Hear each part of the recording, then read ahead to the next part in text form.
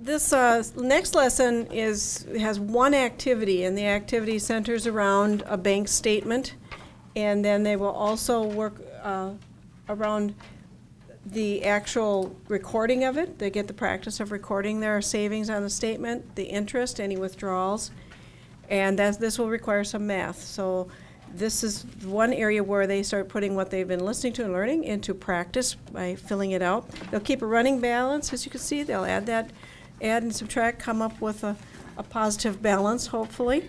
Then the lesson moves into reviewing the three parts of this lesson, which we just did.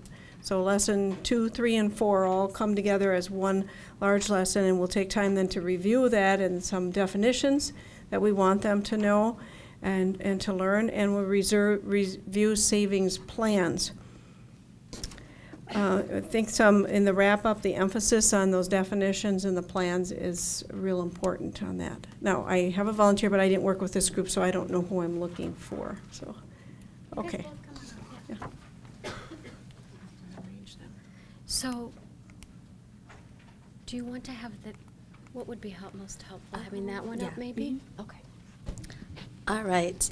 I guess the main thing about this lesson is making it clear about what's a withdrawal and what's a deposit, letting the kids know that they need to be organized. And one of the challenges that we first saw was the fact that the area for the students to write in is very small. And knowing 4th and 5th graders, they're learning their algorithm with borrowing and carrying over. So we looked at some ways to help them organize their mathematics. And I think we also said that really the only tips we had for you were about the calculations. The lesson itself is pretty straightforward, but just some ideas that you would have as well while you're teaching it. So we had the tips. The first one is color coding the columns in 5.6.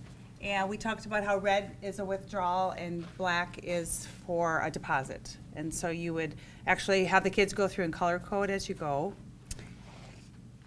And we also talk about creating room for calculations, maybe enlarging the sheets, along with giving them scratch papers, to saving a space and giving them the second line to just do their calculation in. And then finally, we just said that probably using calculators in 4th grade, we're not real strong with decimals, but using calculators, teaching them a decimal lesson maybe at the time, and teaching them how to subtract with decimals. So really, those are the only tips we came up with. Again, those people who teach junior achievement or have a junior achievement, it's kind of a similar lesson to when you're doing your own business and trying to figure out your expenses. So this is kind of connected to that one as well. So.